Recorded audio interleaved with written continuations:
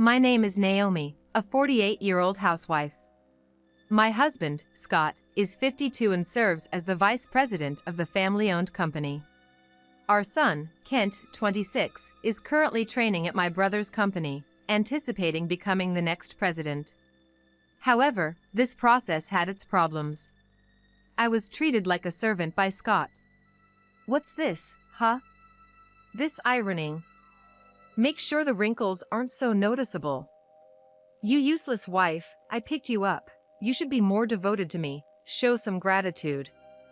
You lack the essential sincerity as a person, really. And what's with this lunch? Make it more luxurious. I am the vice president. If the president's mother dies, I'll be the president. I can't eat this country-style lunch. It's like leftover, poor food, not fit for me. You stupid wife. You should be thankful you're not kicked out of the house. Am I wrong? Yes, I understand. I had no choice but to nod to his tirade. Kent, you too! Don't you dare get an fiancé like your mother.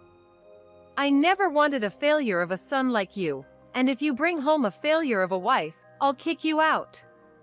Hey, at least respond. Really, Kent, you're not cute or teachable at all. Damn.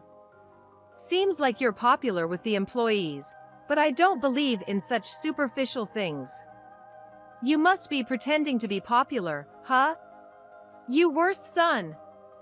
A failure of a mother and son. You're a stain on me. Scott would get irritated on his own and storm out of the house. This was always the situation in our home. Sure, my husband has a high social status, but he's the worst person. While eating at the table, Kent showed concern for me. Mom, are you okay? Your housework is perfect. I don't know what that stupid dad is misunderstanding. It's fine, just let him say what he wants. After all, that kind of thing will eventually come back to him. It's nice that Kent is worried, but because of that, he too is disliked by Scott. It was really distressing. Then, that night happened. You're useless to me now.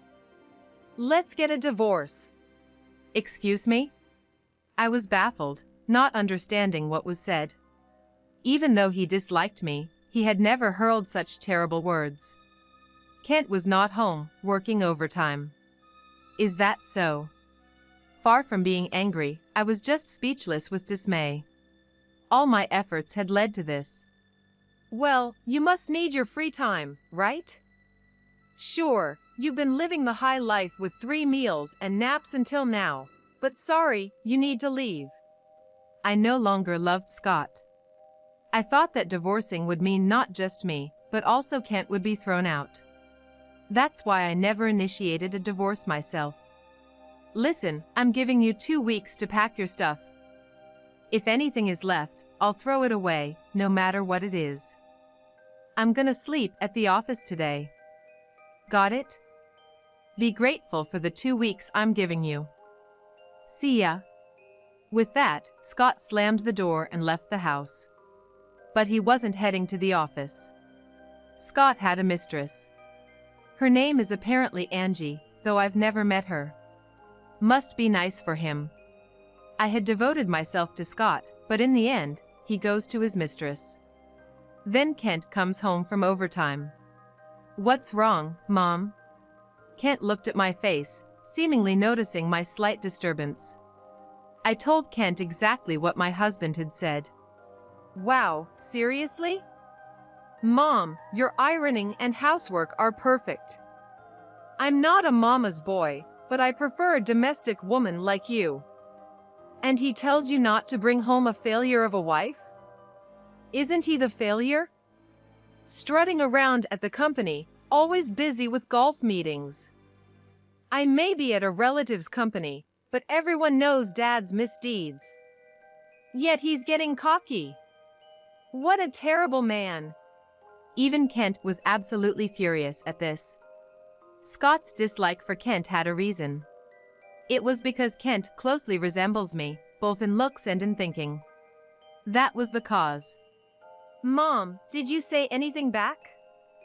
After being told off like that, you'd be right to say something.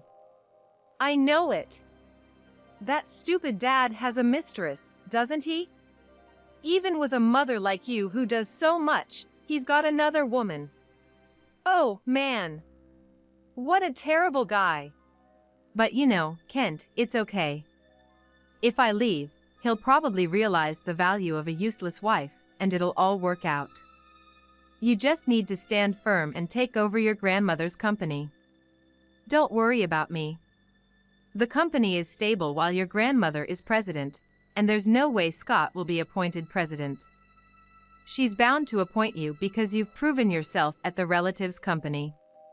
So, you see. But he's the one who squandered Grandpa's inheritance, and I know it. He has a mistress, right? Isn't that awful? Mom's not to blame, yet he's kicking you out like this.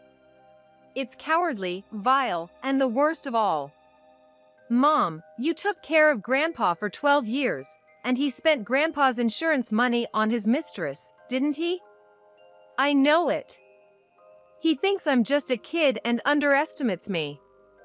Has that stupid dad ever looked at himself in the mirror? Not considering anyone else's feelings.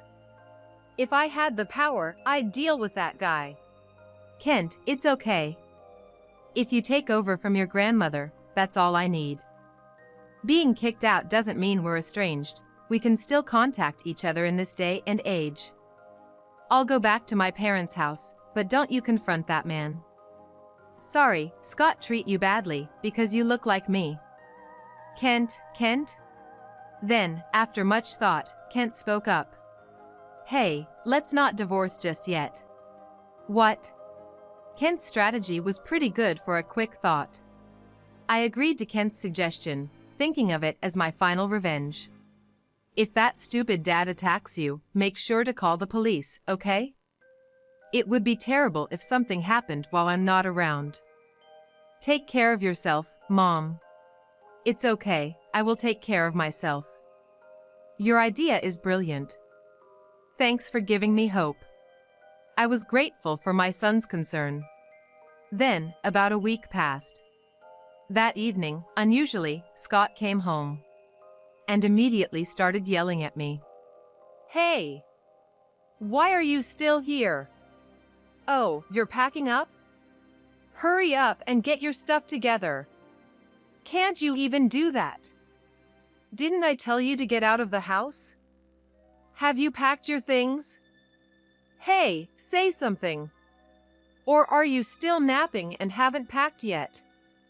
Really, you're a good-for-nothing, charmless ex-wife. Or what? You have nowhere to go and don't want to be homeless, so you're staying put. Haha. This is great. What a joke. Hey. Say something. To Scott's ranting, I responded nonchalantly. I haven't packed yet, you know, because I was told I have 2 weeks, right? It's only been 1 week, hasn't it? Am I wrong? Please, take responsibility for what you say. Or maybe, it would look bad for you if it got out that you kicked out your useless wife, wouldn't it? Damn, you. Always have an excuse, don't you? Fine, you only have 1 week left. Stop fooling around. Mocking me like that. With that attitude, you'll fail wherever you go. You're a useless old woman. Well, you did give birth to an heir, but that's about all you're good for. Get out of here, you slowpoke. With that, Scott left the house. I won't be intimidated by whatever is said to me. And to think you don't know what I do during the day. Such a careless man. All talk, indeed. And if I'm an old woman, then you're an old man. It's embarrassing, you're the one who's a failure, not understanding anything. I, with the help of a detective agency, my own efforts, and Kent's, gathered various pieces of evidence. Kent was right. Indeed, Scott was excited about his father's inheritance when he passed away, whispering, "How much is the inheritance? The insurance money?" Oh, I can't wait to see how much I'll get.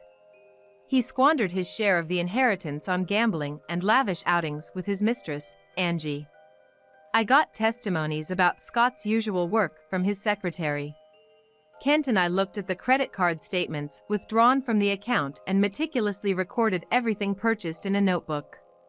I recorded the statements and the verbal abuse I faced. Kent recorded the laziness of his father at work and from the secretary. A week passed. I hid the collected evidence in the closet, waiting steadfastly for Scott to return.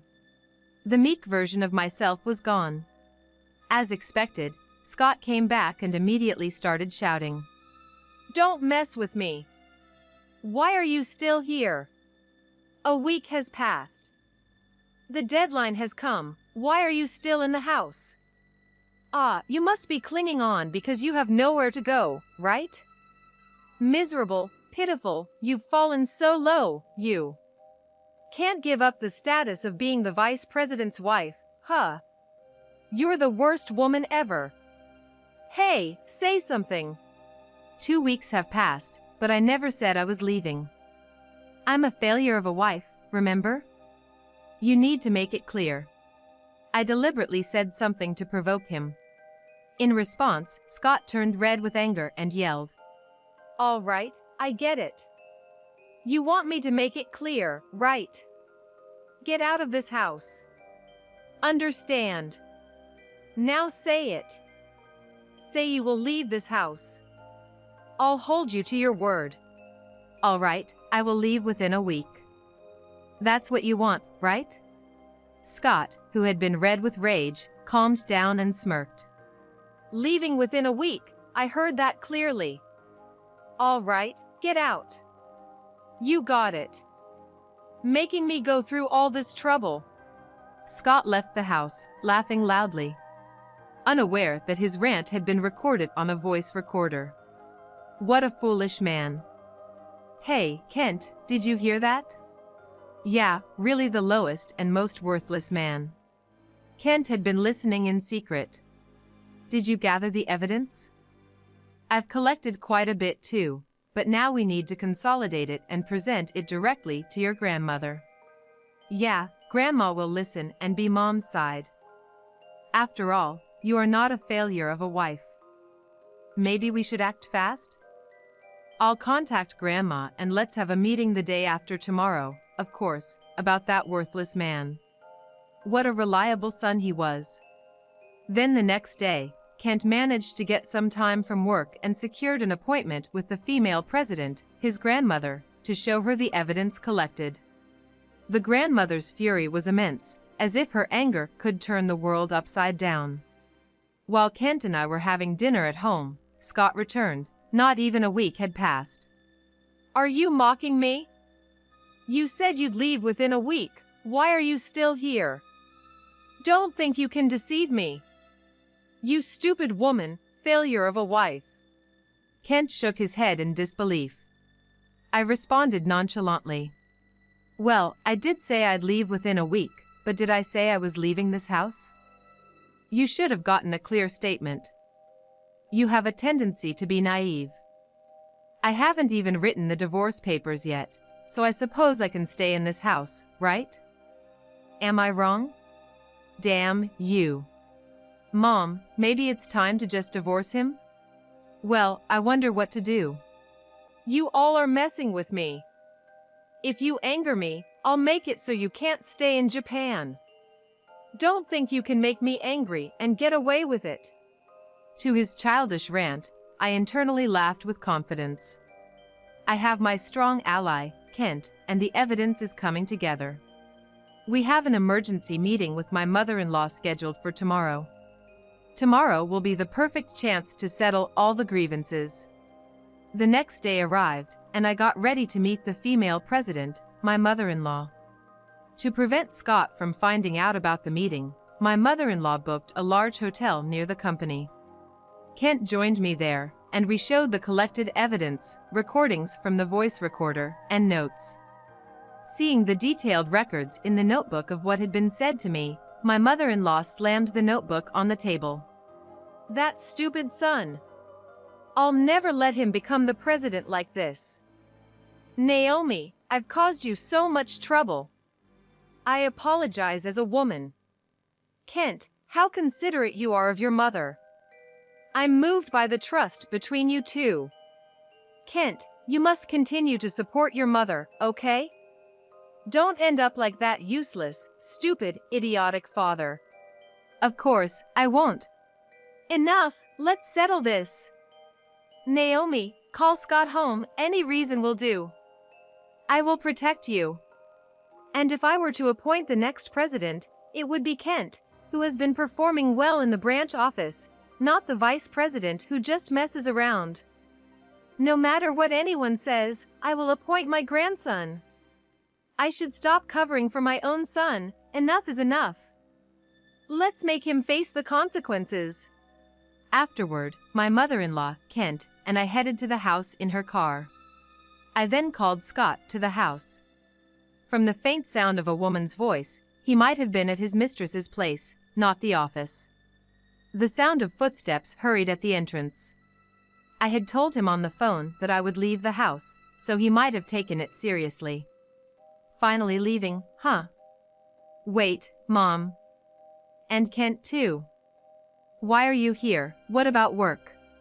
What were you doing at your mistress's place? My mother-in-law slammed her hand on the dining table. How much more do you need to verbally abuse Naomi? Calling her a failure of a wife. The real failure is you. If it were another era, you'd be chased out of this town. Naomi has been supporting this house all along, and what have you done? Talking about becoming the future president, we gave you the vice president position to learn, but you've just been playing around, pretending to entertain. Just golfing with buddies and even trying to put that on expenses. Someone like you, a spoiled brat who knows no hardship, we don't need in our company. We'll bring all your actions to the board meeting. But it's a fact that you'll be looked down upon. I won't cover for you anymore. What? Has Naomi been talking nonsense about me? Mom, I'm not just playing around. I've been trying hard in my own way. Thinking you can do anything because you tried in your own way. What you've done is verbal violence towards Naomi. And even though you say he's your own son, you verbally abuse Kent. Such a low vice president is just non-recyclable trash. But I'm the rightful successor of the company. Naomi, what have you been telling my mother? You're accusing your in-laws. Pushing everything onto Mom. You're not a father, you're a devil. The worst parent. A brute. Grandma's claims and Mom's words are all right. You're the one who's wrong, stupid dad. You. How dare you speak to your parent like that, calling me stupid? You have no right to say that. After all these years of protecting Dad's company. Do you think I'm senile? And I heard about it. You've been hanging around your mistress's house. Mom, she's the woman fit to be the president's wife. Unlike brainless old Naomi, she's capable. Plus, she's the top graduate of East-West Women's Academy. That's famous academy. Not just any woman can attend, only those with proper education and good family background can. Even you would agree if you met her. A woman who snatches someone else's husband. What kind of president's wife is that? A woman who doesn't understand obligation or compassion is worthless. What's the big deal about East-West Women's Academy? It's just a school for the rich, not the lowest in education. That academy is a third-rate, all-show school. Given that a company is made of people, a woman who commits adultery is just a thieving cat. A thief. Do you think I would welcome such a woman? How foolish can you be? There's no way I would allow it. Anyway, you owe Naomi an apology now. Mom. Understand. Naomi isn't suitable. I'm the vice president, Yet she only gives me poor lunches, and her ironing is all wrinkled. I'm embarrassed. What poor lunch? That was a proper meal, meticulously planned for your nutrition, and it was different every day. I thought so highly of you, the worthless you. Do you know how hard it is to think about the contents of those lunches? And Naomi's ironing is the best. There's no better housekeeper than her. The shirt you are wearing now might have been ironed by your mistress, but that shirt is just full of wrinkles. You've become so vulgar that you can't even see that. You stupid son. After that, the house turned into a battlefield. My mother-in-law and Kent berated Scott terribly, but I didn't take his side. Instead, I watched Scott being cornered, almost enjoying his downfall. Confronted by his mother and son, Scott became smaller and smaller. Then, our eyes met. Naomi. Scott approached me pathetically and bowed at my feet. I was wrong. I'm sorry. Let's stop the divorce. I'll take it back, so you don't need to think about divorcing anymore, and you can put your things back, right? I put a piece of paper on Scott's face as he looked up. Here you go. What's this? A divorce paper. Hey. I said we don't need to divorce. I wonder if it's right to accept such convenient terms for you? I'll inform the lawyer of everything, so be prepared for the appropriate compensation, okay? And by the way, your mistress graduated top of her class from East-West Women's Academy, but I graduated from Stanford University. What? No way. You, from Stanford University? East-West Women's Academy is nothing compared to me. It's just a school for pampered girls, isn't it? A school that values family background over real ability. Which one do you think is smarter? I kept taunting Scott relentlessly. His face turned from blue to pale white. I delivered the final blow. Oh, and I heard that woman Angie is pregnant with your child, right? I know. But do you know? It sounds like Angie likes to have affairs and stealing husbands from other women. She's a woman of bad taste, having affairs with other men and being claimed for compensation by 3 wives already. That's your ideal woman? I just learned you have such a taste. But is that child in her belly really yours? Maybe she's just after your money, not you? No, she wouldn't do such a thing. You must be mistaken. Angie wouldn't do such a thing. Oh, so you admit to having a mistress now? That gives us enough reason for divorce. Tough for you. How much will you have to pay each month in compensation?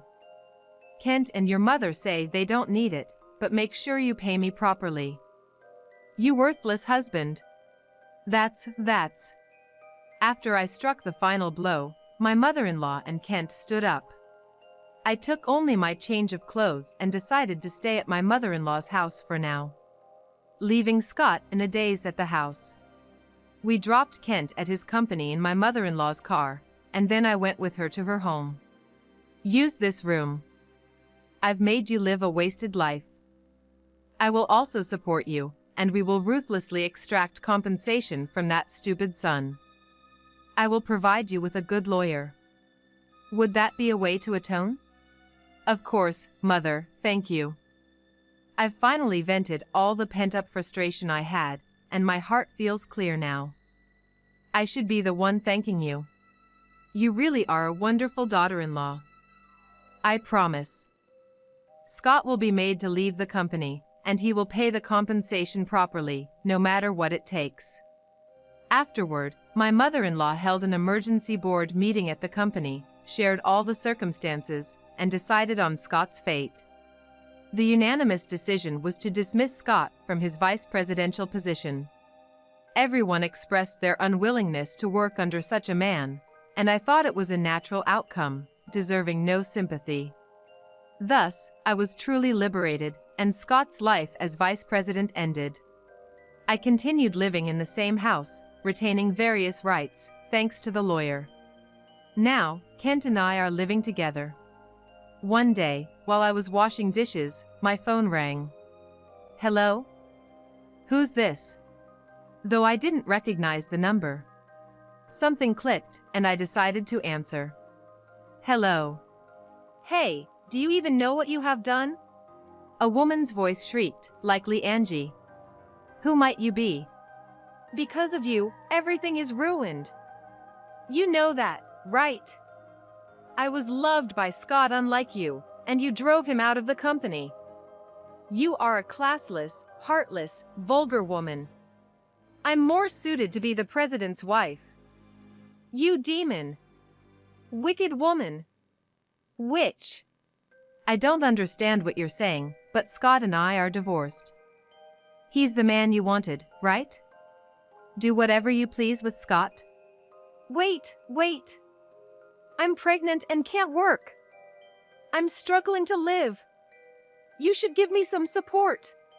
Goodbye, Angie. If you call again, I'll consult my lawyer. I hung up. I could imagine the woman's dismay on the other end. A fitting turn of events. Thus, I settled everything. Kent, who had achieved success at my uncle's company, became a celebrity, even featured in magazines. Mr. Kent Schwab. What's the secret to your success? How did you manage to grow the company so much? Responding to the journalist's queries, Kent said, valuing and trusting people is the most important thing. Seeing Kent's success, my mother-in-law decided to step down as president. In a board meeting, Kent was unanimously appointed as the new president. Congratulations, Kent.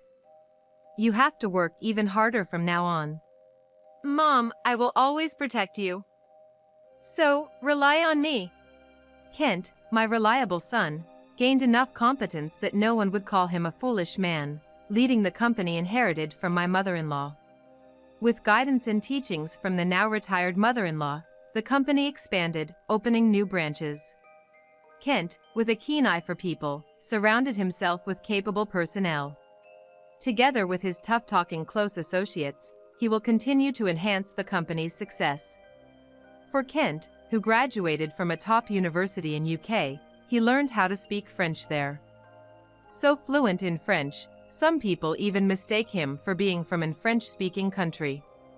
Despite becoming busier, Kent worked hard without complaint and eventually started dealing with overseas companies. Overseas, the name Kent Schwab was picked up on the internet and in newspapers, and yet Kent reminded himself, victory lies in keeping one's guard up, right, Mom?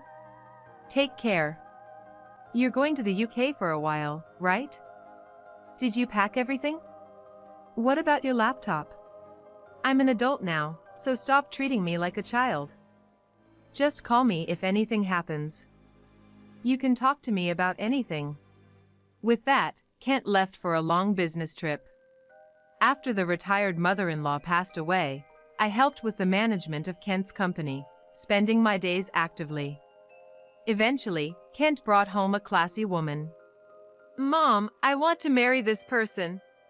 Hello, nice to meet you. I trusted Kent and supported the woman he believed in. She was a capable wife, supporting Kent and able to prepare daily changing lunches. She was like how I used to be, a woman proficient in household tasks. Years later, Kent got married and is now a father of both a son and a daughter, and I became a grandmother. The grandchildren are very honest and good children. They can be a bit too mischievous at times, but Kent's wife disciplines them properly. Sometimes it's important to spoil them a bit, you know? I agree, but we must discipline them where necessary. Kent's chosen wife is full of love and compassion, a real matriarch. When the grandchildren are scolded by her, they come to me. But I don't overly pamper them either. Instead, I assist in their education. Kent is still young as a president, but he has achieved remarkable success. Now, even as he ventures into other industries, he consults with others, listens to their opinions, and doesn't manage the company alone, becoming a capable president. I have no worries and thus have become truly happy.